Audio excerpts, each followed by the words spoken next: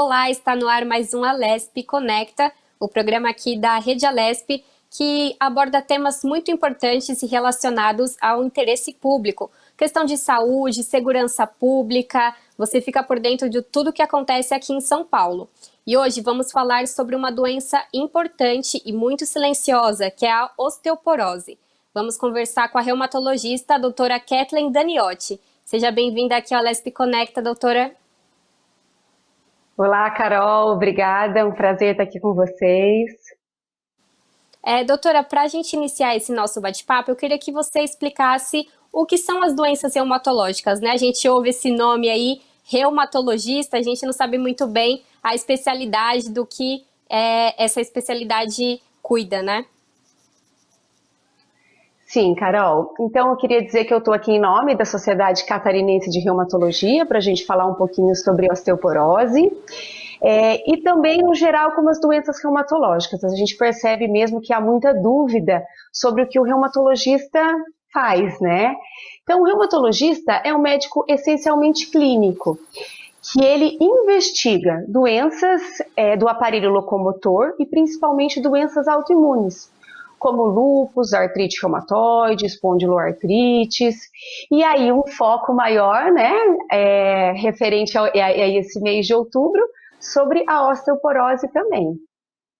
Perfeito. E o que seria então a osteoporose? A gente também conhece esse nome de ouvir que é uma doença, às vezes a gente acredita que só de gente mais velha.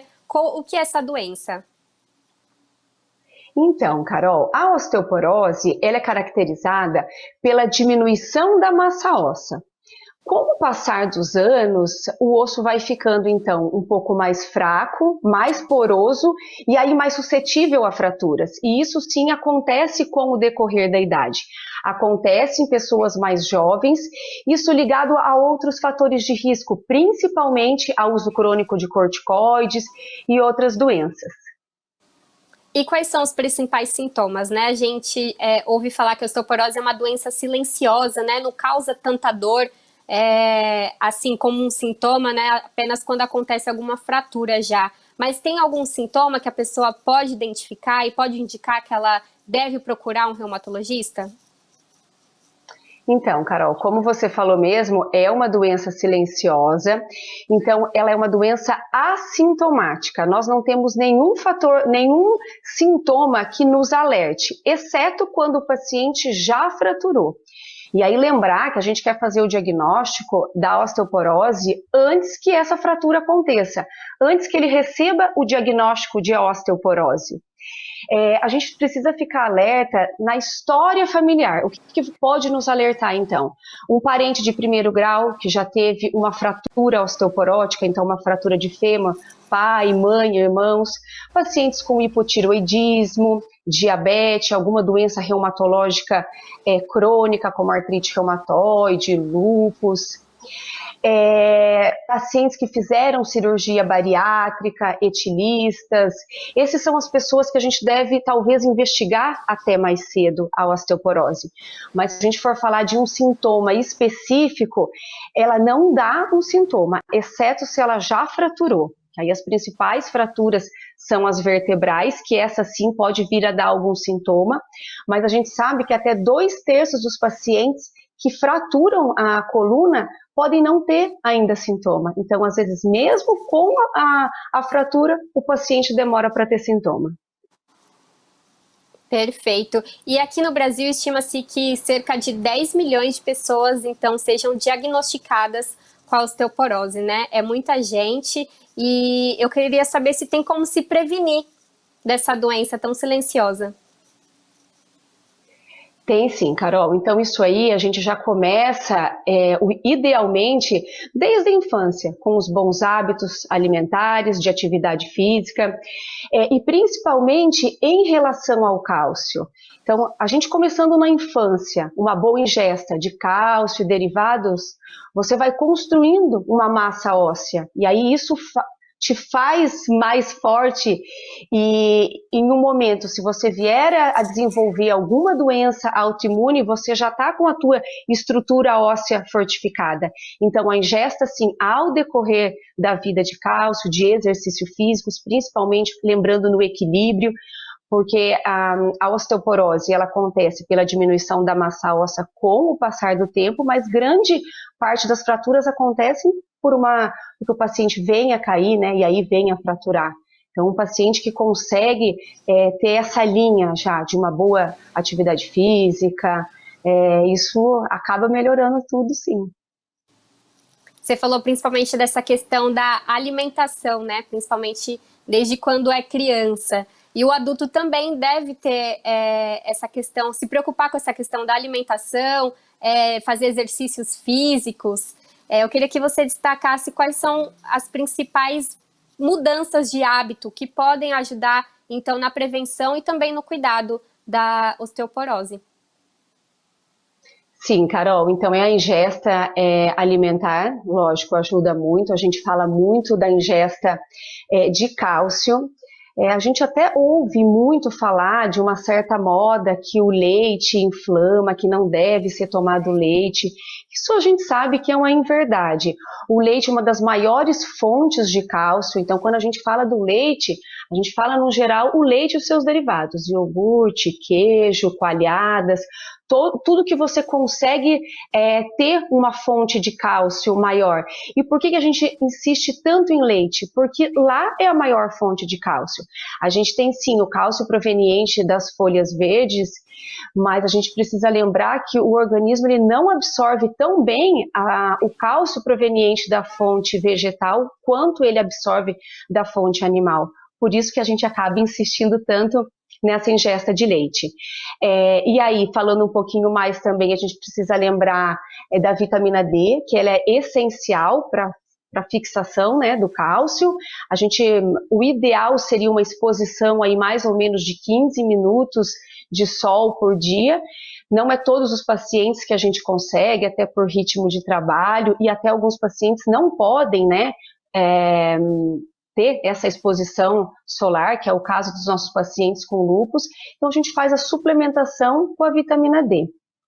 E ainda, acho que agora talvez o mais importante, a atividade física. Então, a atividade física, idealmente, a gente precisa lembrar dos alongamentos, que ajudam muito, até porque eles interferem no posicionamento do paciente. Então, com o passar dos anos, o paciente vai tendo aquela postura mais cifótica. Então, com o alongamento, a gente consegue trazer isso de volta, devolver isso para o paciente, ou melhor, fazer com que ele não tenha essa posição. Os exercícios resistidos, sim, são muito importantes e a gente precisa lembrar que a musculação é um exercício que tem o poder de formar realmente a massa óssea, ela estimula a produção óssea, por isso a gente orienta tanto, idealmente com uma pessoa ajudando, né, tendo algum auxílio, mas se isso não for possível, a gente consegue fazer em casa mesmo, orientando o paciente com um pezinho, com uma garrafinha plástica, colocando um pouco de areia, isso aí já consegue fazer ali 1 quilo, ou um saquinho de arroz, enfim, isso para a gente aumentar, para fazer esses exercícios resistidos, que isso estimula a produção de massa óssea. E aí sim, o exercício aeróbico, ele é bom, no geral, para o cardiovascular e realmente é indiscutível. E a gente precisa lembrar que isso também ele é bom para o equilíbrio, porque aquele paciente que cai menos, que tem um equilíbrio melhor, ele vem a fraturar menos. E doutora, bacana você falar dessa questão, né? O quão importante é o acompanhamento médico, porque o leite tem essa grande fonte de cálcio, mas tem pessoas que são alérgicas à lactose. Aí tem a questão das pessoas que não podem tomar o sol por conta de outras doenças, como lúpus, essa questão também aí da musculação, do exercício físico. Então, por isso é tão importante o acompanhamento médico para ter essas outras alternativas, né? E não deixar de se cuidar nesse momento tão importante aí, que é quando a gente vai ficando mais velho, vai envelhecendo, acha que é só ficar em casa, se acomodar, mas não, a gente sempre tem que manter a nossa saúde em dia e cuidar da gente, do nosso próprio bem-estar. E, doutora, eu queria que você comentasse agora, então, quais são os fatores de risco da osteoporose, né? Se é uma doença que ela é hereditária, como funciona o desenvolvimento dela aqui no nosso organismo e se tem algum fator que ajuda no desenvolvimento, então, dessa doença. Então, sim, Carol, os fatores de risco é aquilo que a gente já comentou um pouquinho, são os pacientes que têm uma história familiar de fratura por fragilidade, então o paciente que não faz uma ingesta de cálcio adequado, os tabagistas, os etilistas, os que têm doença crônica, esses são os nossos maiores focos. E aí, lógico também, a gente precisa lembrar que quem tem o IMC baixo também é um fator de risco para ter osteoporose. As mulheres brancas, né, as caucasianas, isso também acaba sendo um fator de risco. As asiáticas também. E não podemos esquecer dos homens. Os homens acabam tendo uma osteoporose quase 10 anos após as mulheres, mas eles também são acometidos. Perfeito. E você falou assim dessa questão das mulheres, né? Segundo a OMS, a Organização Mundial de Saúde, 1 em cada 3 mulheres tem o risco de sofrer uma queda por conta da osteoporose, né? Sofrer um acidente, então. Por que esse fator, as mulheres são mais acometidas? É isso mesmo, Carol. As mulheres, elas sofrem uma interferência hormonal maior. Então, com o passar dos anos, entrando ali na menopausa, acaba tendo uma queda importante do estrógeno, que é um protetor. Então, aí sim, as mulheres ficam mais suscetíveis à osteoporose. E aí, assim, lembrando que antes da osteoporose, a gente tem a osteopenia. A nossa intenção como reumatologista é fazer com que o paciente nem chegue na osteopenia. E isso é possível com essas medidas que eu falei, com a ingesta alimentar, com a prática de exercício físico. Mas você tem razão, as mulheres, a gente acaba sofrendo um pouco mais por isso, né? E por isso que a gente começa o rastreio mais cedo nas mulheres. Então, o exame, eu acho que era até a tua próxima pergunta, né, Carol? Sim. O exame que a gente faz é a densitometria óssea, e a gente faz nas mulheres a partir dos 65 anos e dos homens a partir dos 70 anos. E assim, é bom a senhora divulgar também, porque a gente sabe que o diagnóstico, como é uma doença silenciosa, não vem através dos sintomas, né? Então é por isso que é importante esse acompanhamento para fazer o diagnóstico, então, da osteoporose. Então, vocês indicam que os pacientes, com o decorrer chegando à idade, eles procurem, então, um clínico ou um reumatologista para fazer esses exames? Sim, Carol, sem dúvida. A gente sabe que não é todo paciente que consegue acompanhar com um reumatologista, até porque a gente sabe que tem um déficit mesmo dessa especialidade, mas o clínico geral é um médico apto, é um médico que consegue fazer isso para nós e muito bem. Então, eu vou reforçar isso porque eu acho muito importante. Então, nós devemos ter pelo menos uma densitometria óssea, que é o exame usado para fazer o diagnóstico da osteoporose, a partir dos 65 anos nas mulheres, a partir dos 70 anos nos homens, mas os pacientes com fatores de risco, a gente começa antes, em torno dos 50 a 55 anos. É lógico que a gente tem também os pacientes que fazem uso crônico de corticoide, que aí é um outro assunto, mas que a gente começa um rastreio muito antes, isso existe sim, mas no geral são aqueles que eu falei, os portadores de doenças reumatológicas, os portadores de doenças endócrinas, como hipotireoidismo, diabetes. Uma outra coisa bem importante, Carol, associação medicamentosa. Então, além do corticoide, nós temos anticonvulsivantes e anticoagulantes que também são medicações que interferem, que a gente começa o rastreio antes para quem faz uso dessas medicações. Perfeito. E doutora, como é feito então o tratamento, né? Após a realização desse exame, se for verificado que há uma perda considerável da massa óssea, como que é feito então esse tratamento? Então, Carol, o tratamento, a gente já começa, a gente sempre fala, né, que o melhor tratamento é a prevenção. Então, o tratamento é baseado na ingesta adequada de cálcio, no exercício físico, na vitamina D, e hoje nós temos medicações muito modernas para tratar realmente a osteoporose. Então, hoje nós temos medicações via oral, que são comprimidos semanais e comprimidos mensais. Nós temos ainda algumas medicações que são feitas na veia e no soro, que são feitas até são feitas uma vez por ano, medicações subcutâneas realizadas a cada 6 meses, e nós temos também uma medicação anabólica, que é uma que realmente vai formar ósseo. Vai formar osso. O mais importante, Carol, o tratamento é extremamente individualizado, personalizado. Nós temos pacientes com algumas doenças que não podem usar esse tipo de medicação, por isso que isso aí tem que ser muito conversado com o médico. Pacientes com insuficiência renal crônica, não é toda medicação que pode usar. Paciente que teve história de câncer, também não são todos. Isso aí tem que ser bem discutido com o seu médico. Muito importante lembrar isso, doutora, porque a gente vê nos comerciais de televisão, aí na internet, aqueles suplementos, né, de cálcio para deixar você mais ativo, principalmente quando você chega na maioridade. E como funciona essa suplementação? Porque é importante ter esse acompanhamento médico para que a medicação seja correta, como você disse, casos individuais, né? A medicação é individual, acompanhando o caso e a condição de cada paciente. Eu queria que a senhora destacasse a importância do acompanhamento médico e os perigos dessa automedicação, né? Porque a gente vê aí suplementos, vitaminas que prometem deixar as pessoas mais fortes, saudáveis, mas nem sempre funcionam para a pessoa individualmente, né?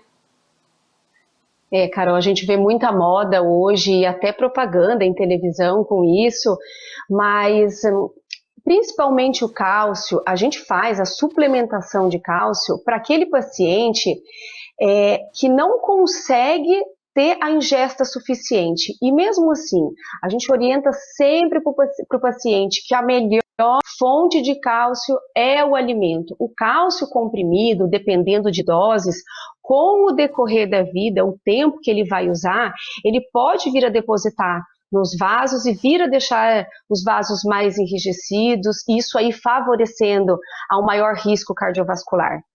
Então, mais uma vez, a importância de uma boa alimentação.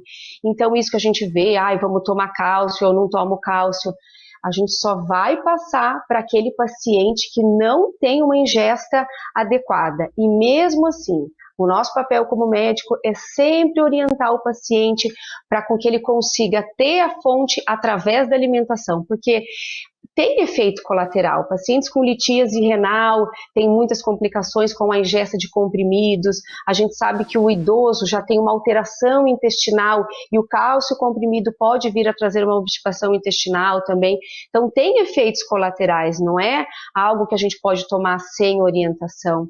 E a vitamina D também. Hoje a gente vê alguns até profissionais orientando doses altíssimas de vitamina D. A gente acaba pegando no consultório pacientes com doses tóxicas de vitamina D. Então, por isso a necessidade de ter um acompanhamento. Fico alerta, né, doutora? Não é porque é uma vitamina, é um suplemento bom que a gente pode sair tomando aí à vontade, porque essa superdosagem aí pode fazer muito mal para o paciente também, né? E, doutora, eu queria que a senhora explicasse como que funciona, a senhora já explicou como que funciona o diagnóstico, mas caso o diagnóstico não seja feito assim, recente, né, com essa questão dos exames da massa óssea, caso a osteoporose não seja identificada precocemente e num estágio mais avançado, quais são os perigos disso, né? O que pode acontecer com o paciente caso isso demore a ser identificado? Sim, Carol, a gente fala tanto e a gente quer reforçar tanto a necessidade da prevenção justamente por isso. Porque a gente sabe o quê? O paciente que descobre a osteoporose com uma fratura, isso vai trazer um grande prejuízo para a vida dele. Então, principalmente as fraturas de colo de fêmur, traz uma hospitalização prolongada para o paciente. E isso é uma grande causa de óbito e de morbimortalidade. Então, vamos supor, Carol, um paciente idoso que não sabe que tem osteoporose, cai, fratura, ele vai precisar colocar prótese, ficar com uma internação longa e às vezes até em ambiente de UTI. Isso expõe o paciente a outros riscos, como trombose, que ele pode ter no decorrer da internação, riscos maiores de infecção e aí várias outras doenças que vêm agregada. E a gente sabe também que o paciente que tem uma fratura de fêmur diminui muito a sua mobilidade. E lembrando que um paciente que fratura um fêmur, ele tem grandes riscos de fraturar o outro.